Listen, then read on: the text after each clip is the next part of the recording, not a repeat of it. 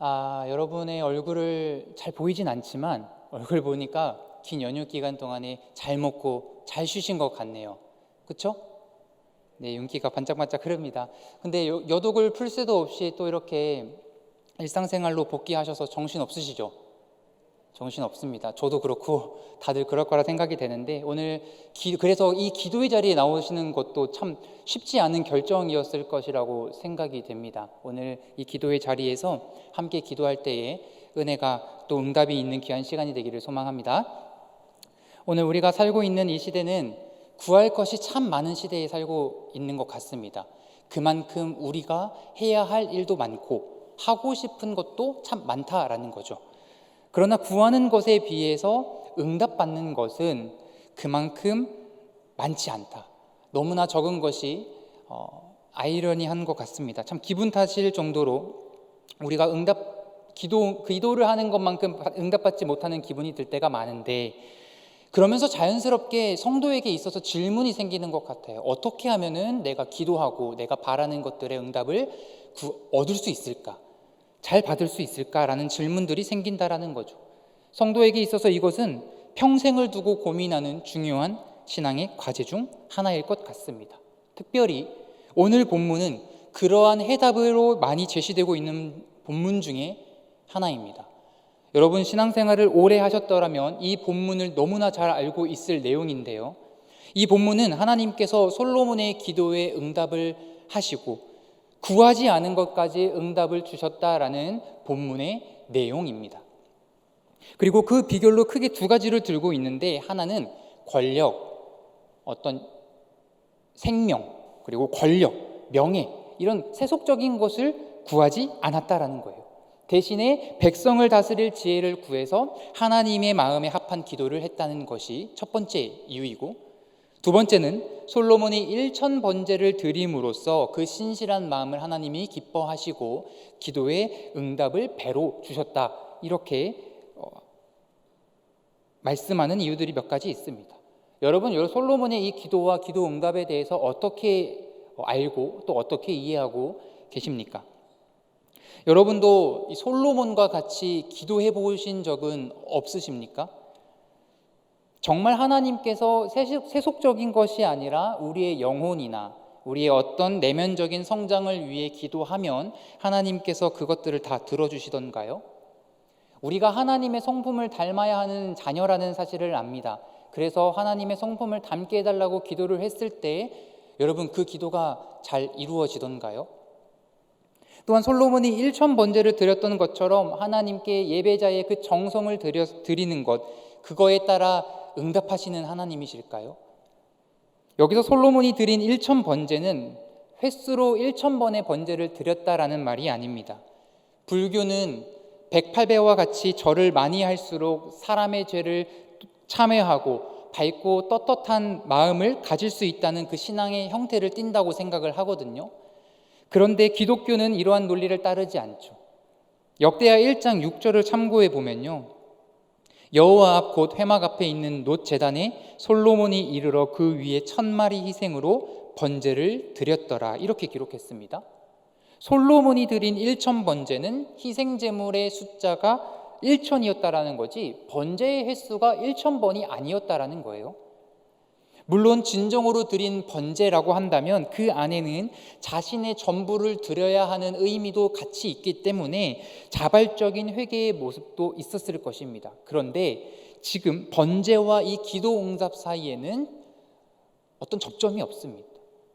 직접적인 연관이 없습니다. 여러분, 기도 응답이라는 건요, 성도의 조건이나 자격, 공로와 상관없이 오직 하나님의 주권에 달려 있을 뿐입니다.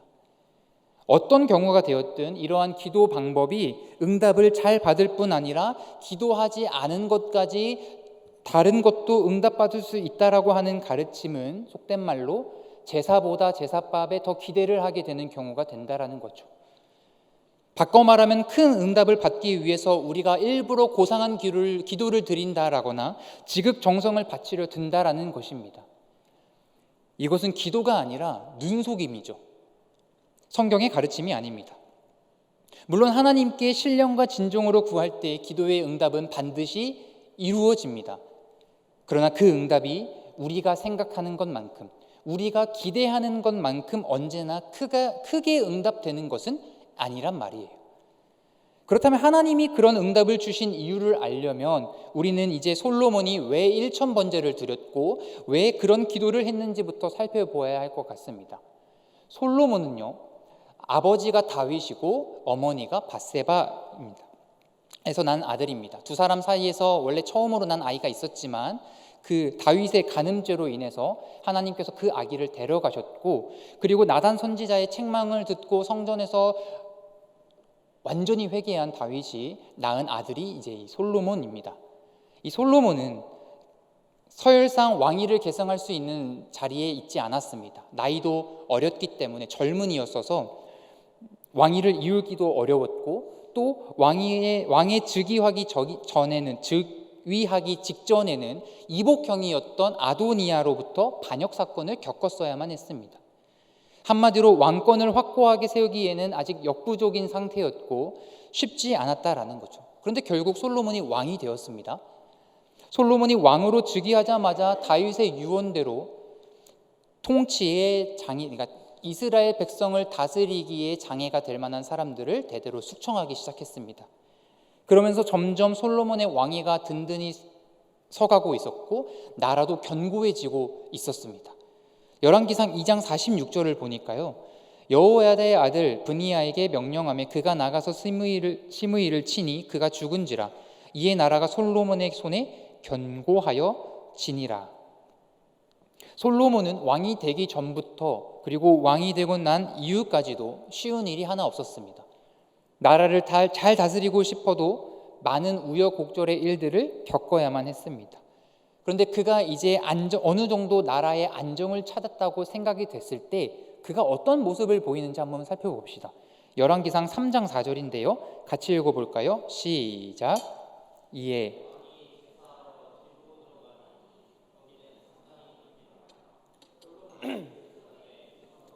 드렸더니, 제가 아까 서두에서도 1,000번제는 이 번제의 횟수가 아닌 제물의 양이라고 말씀을 드렸습니다.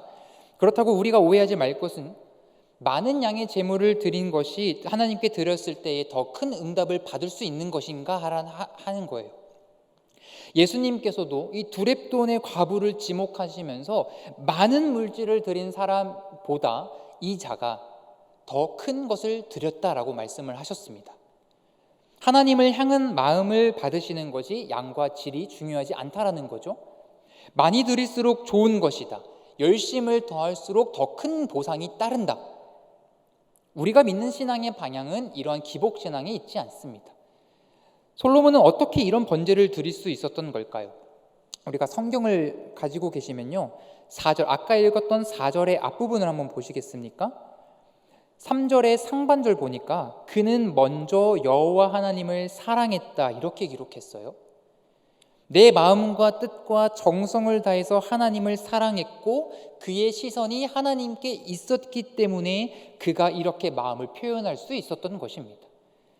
뿐만 아니라 그가 지금 다시 아버지의 뒤를 이어서 왕위를 계승하고 흔들렸던 민심과 불안했던 나라를 다시 견고하게 세우게 하는데 하나님께서 하셨다라는 감사의 표현을 한 거예요. 솔로몬이 1,000마리를 제물로 드린 것은 왕으로서 그만큼 할 수 있는 여유가 있었기 때문입니다.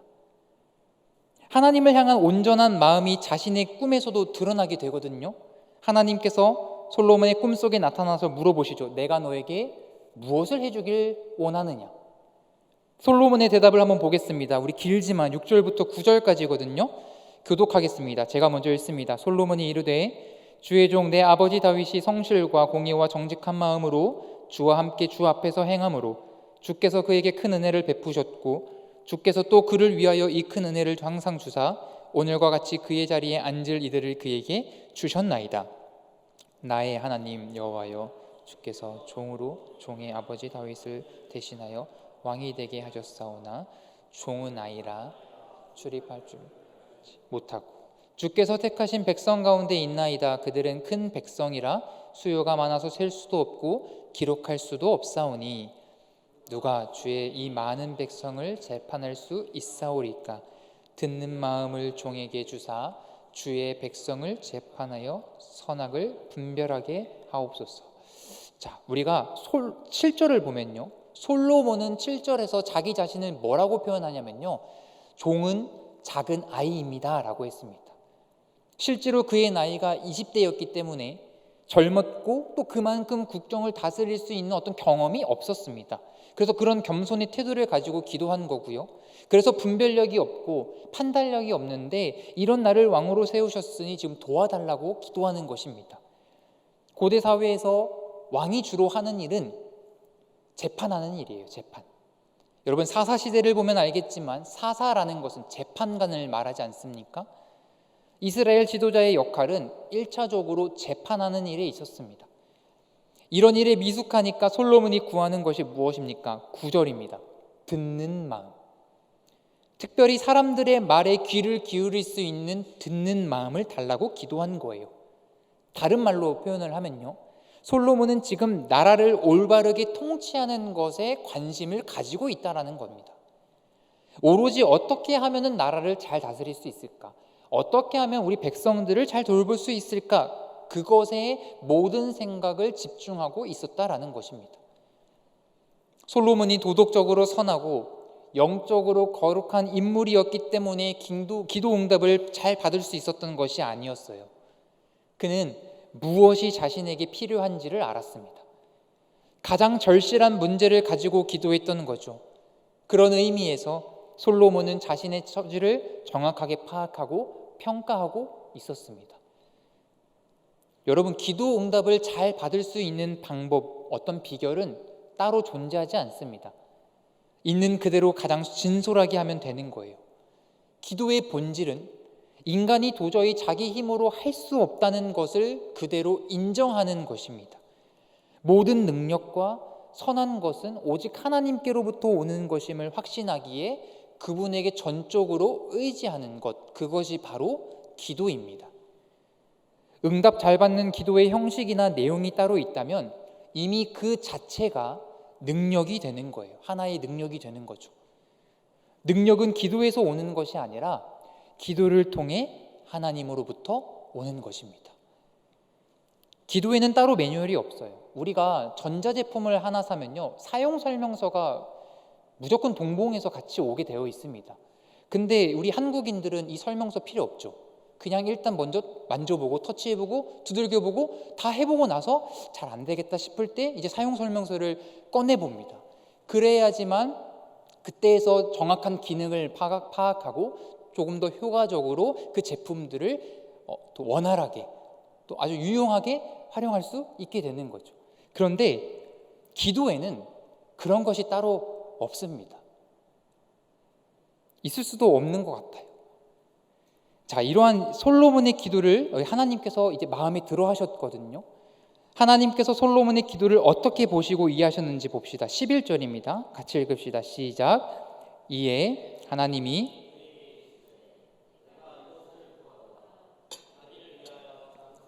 구하지 아니하며 부도 원수의 생명을 멸하기도 구하지 아니하고 오직 송사를 듣고 분별하는 지혜를 구하였으니. 자, 보십시오. 솔로몬은 하나님께 듣는 마음을 구했습니다.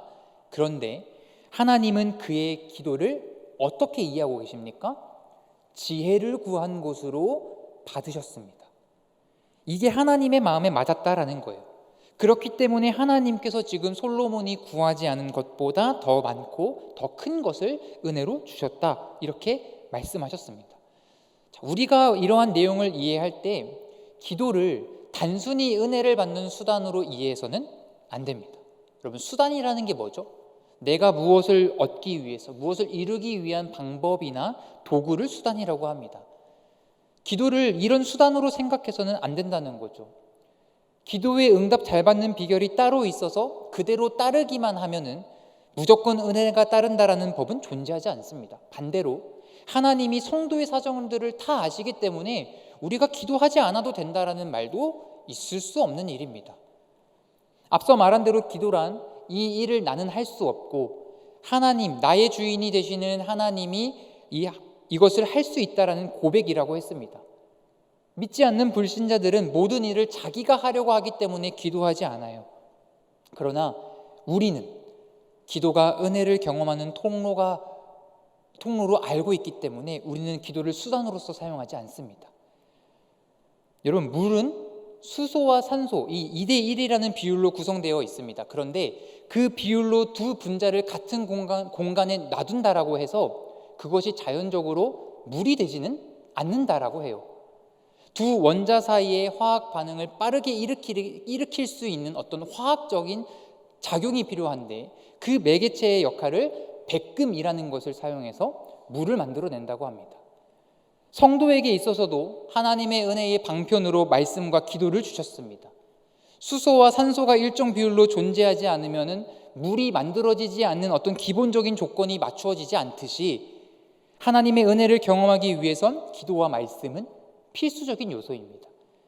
그러나 수소와 산소로 물을 만들려면 백금이라는 이 촉매제가 필요한 것처럼 그 은혜의 방편의 통로가 역할을 제대로 감당하려면 어떤 촉매제가 필요하다라는 거죠. 그것이 바로 성도의 간절함입니다.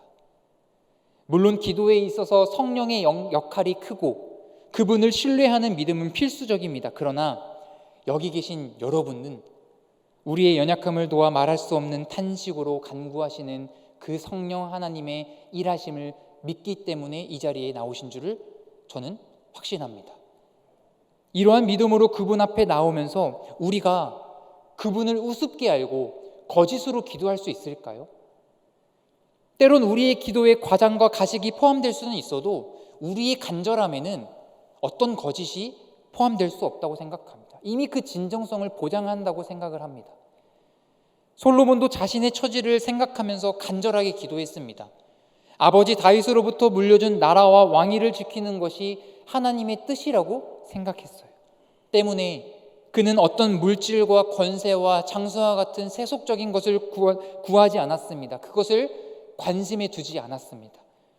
지금 현재 그가 해야 하는 일, 하나님께서 자신에게 맡기신 일에 대해서 냉정하고도 객관적으로 지금 바라보고 있었다라는 거예요. 전혀 아쉬울 것이 없는 위치와 신분에 있는 한 나라의 왕이었습니다. 근데 그가 돈과 권력만 찾는다면 어떻게 될까요?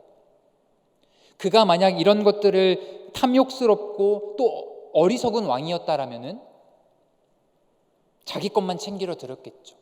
그러면 신하와 부하로부터 원성을 사고 아마 자기 무덤을 파는 일들이 있었을 것입니다. 그렇다면 하나님의 성도의 모든 형편을 아시는데도 우리가 기도해야 하는가? 네, 우리는 기도를 해야 됩니다. 왜냐하면 우리는 하나님의 일을 대신 맡은 사람들이기 때문입니다. 그걸 우리는 청직이라고 불러요. 성도의 입장에서 하나님의 뜻을 알지 못하면 우리는 맡겨진 일을 해나갈 수 없습니다. 그래서 하나님의 뜻을 알아가는 것이 중요한데 바로 기도를 통해서 그것을 알 수 있다는 거예요. 기도를 함으로써 하나님의 뜻을 구한다는 것이죠. 하나님의 일을 하는 사람이라면 나를 위한 기도보다 하나님을 위한 기도를 더 하게 되어 있습니다. 저는 어렸을 때 11조를 더 많이 하게 해달라는 그런 기도 제목들을 제가 하진 않았고요. 그런 기도 제목을 많이 들은 적이 있었습니다. 그때 언뜻 보면 하나님께 정말 그만큼 배로 드릴 수 있는 그런 이제 일을 하겠구나. 그래서 그 기도 제목이 너무나 좋아 보였어요. 그때는 어렸을 땐 제가 아직 회심하기 전이라서 그 기도 제목이 딱 들었을 때 그러면은 남은 10분의 9도 2배로 늘어나는 거니까 엄청난 장사가 되겠다 이런 생각도 했었거든요. 근데 정말 하나님께서 이런 11조를 더 하겠다라는 명분으로 자신의 수입을 늘리려고 하는 그 마음 하나님 모르실까요? 그것이 정말 하나님께서 원하시는 뜻이었을까요? 11조 2배로 받는 게 하나님이 원하시는 것이었을까요? 정말 경제적인 어려움으로 기도를 했다라면 우리는 11조를 명목으로 기도하지 않았을 거예요. 간절하다는 것, 절실하다라는 것은 다른 것을 다 포기해도 그것만큼은 붙들겠다라는 뜻입니다. 여러분, 출애굽 이후에 이스라엘 백성은 금송아지를 우상을 만들어 놓고 그 앞에서 춤을 추며 먹고 마시는 죄를 범했습니다. 그때 진노하신 하나님께서 그들을 진노하시겠다라고 말씀을 하셨죠. 모세가 그때 어떻게 기도했습니까? 출애굽기 32장 31절부터 32절 우리 같이 읽겠습니다. 시작. 모세가 여호와께로 자기들을 위하여 금신을 만들어 싸우니 큰 죄를 범하였나이다. 그러나 이제 그들의 죄를 사하시옵소서. 그렇지 아니하시오면 원하건대 주께서 기록하신 책에서 내 이름을 지워버려 주옵소서. 지금 모세는 자신의 생명을 포기해서라도 이스라엘 백성을 용서해달라고 기도했습니다. 자기가 죽는 한이 있더라도 백성을 위해서 용서해달라고 간구했습니다. 왜 그렇게까지 하는 거죠? 이스라엘 백성을 출애굽시키고 가나안 땅으로 들어가게 하는 일은 하나님이 모세에게 주신 소명이었기 때문입니다. 자신의 백성을 가나안 땅으로 인도하시겠다라는 그 하나님의 약속을 믿고 그 일을 맡은 자신 또한 끝까지 포기하지 않은 거예요. 솔로몬의 기도도 이 모세의 기도와 다를 바가 없었습니다. 상황이 다급하고 평상적이라는 차이만 있었을 뿐이지 왕으로서 가장 절실하게 구해야 할 것은 백성의 평안이었습니다. 모세와 솔로몬은 각자 자기가 처한 상황에서 자기에게 가장 필요한 것을 구했습니다. 그들은 둘 다 올바른 지도자였기 때문에 올바른 기도를 할 수 있었습니다. 두 사람의 기도의 공통점은 모두 자기에게 맡겨진 소명을 따라 기도했다라는 것입니다. 그럼 우리는 어떻게 기도해야 될까요? 별다른 비결이 없습니다. 그저 시작이 우리에게 있는 것 그대로를 하나님께 고백하면 되는 거예요. 도덕적으로 고상하고 종교적으로 신령한 기도를 하지 않아도 됩니다. 그런 기도를 해야 응답을 받는다 생각하면 우리는 이미 제사밥에 마음이 가 있는 죄를 범하게 되는 거예요. 제가 공부할 때 버릇 중 하나가 계획을 짜는 것이었습니다. 그래서 꼭 이게 어디서부터 잘못되는 건지 잘 모르겠는데 공부를 하려면은 책상에 앉아서 이제 계획을 짜고 그 다음에 공부를 하면 좋은데 제 책상을 정리를 했습니다. 책상 깨끗하게 정리하고 그러면은 공부할 의욕이 떨어져요. 그래서 제가 계획을 했던 것들은 그 다음 날로 날짜만 바꿔서 다음 날로 미루게 되고 이런 일들이 한 번 있었던 것이 아니라 자주 종종 있었습니다. 우리가 기도를 어떻게 해야 하느냐라는 것보다 더 중요한 것은 기도의 자리에서 그냥 하나님께 고백해 보는 것. 이것이 먼저 시작되어야 된다고 생각을 합니다. 이것이 몸에 배이고 습관이 될 때 우리 안에 계시는 성령이 하나님의 마음에 합하는 방향으로 기도하게 하시고 그분이 기뻐하시는 그 일을 할 수 있도록 인도하시는 거예요. 처음에는 내가 원하는 그 기도의 제목을 얘기했다면 어느 순간 나도 모르게 공동체를 위한 기도를 하게 되는 것이고요. 나의 유익을 위한 기도 제목을 내놓다가 어느 순간 하나님을 위한 기도 제목을 더 갈망하게 하시는 겁니다. 자기 자신에서 하나님의 뜻에 맞추어 기도할 수 있게 인도하시는 거예요. 여러분, 우리의 기도의 마지막은 예수님의 이름으로 기도합니다라고 고백을 합니다. 이것은 단순히 어떤 종교적인 의식이 아니죠. 그 기도를 하게 된 경위와 응답이 이루어지는 근거가 지금 처음부터 끝까지 예수님의 은혜에 힘입었다는 고백입니다. 하나님의 진노 아래에 있던 죄인이 하나님의 의로 하나님을 아버지라고 부를 수 있는 신분이 되었고 하나님이 자신의 백성을 돌보시는 그 원리가 오직 십자가 복음에 근거한 것이며 따라서 그 기도의 응답 또한 그리스도의 십자가 보혈의 능력에 의해서 이루어질 수 있다는 것을 믿는다라는 뜻입니다. 따라서 우리가 기도한다라는 것은 단순히 내가 소원하는 것을 아래다가 응답이 되면 좋고 응답이 되지 않는다면 그저 그냥 거기서 머무르는 그 정도의 수준으로 그쳐서는 안 됩니다. 보혈의 능력에 근거한 기도라는 사실을 확신하고 우리가 그렇게 기도할 수 있는 자격이 된 사람이라는 확신 속에서 우리가 고백하면 되는 거예요. 말씀을 마무리하겠습니다. 우리는 솔로몬의 이 기도에서 그가 받은 풍성한 은혜에만 집중해서는 안 됩니다. 솔로몬은 자신의 상황을 놓고 간절하게 기도했고 하나님은 자신의 뜻대로 기도에 응답을 하셨습니다. 그분이 나를 선택하시고 당신의 자녀로 삼으셔서 은혜를 베풀어 주셨다는 것을 우리는 발견할 수 있어야 됩니다. 그래서 나를 앞으로 어떤 뜻과 계획 가운데로 이끌어 가실지를 두고 간절히 기도하고 또 그것을 말씀에 비추어 묵상할 수 있어야 됩니다. 그러므로 사랑하는 청년 여러분, 기도를 놓지 맙시다. 어떻게 기도해야 될지 모르겠다고 생각되시면요, 굳이 정리해서 얘기할 필요 없이 일단 하나님께 말해보세요. 하나님은 여러분에게 보고서를 받듯이 어떤 형식적으로 기도하기를 원하지 않으십니다. 그냥 여러분의 그 목소리를 듣고 싶어 하세요. 그저 여러분과 교제하고 싶어 하세요. 오늘 이 저녁이 하나님과 막혔던 그 담이 무너지고 또 하나님과의 관계 속에서 간절함이 생기는 은혜가 있기를 주님의 이름으로 축복합니다.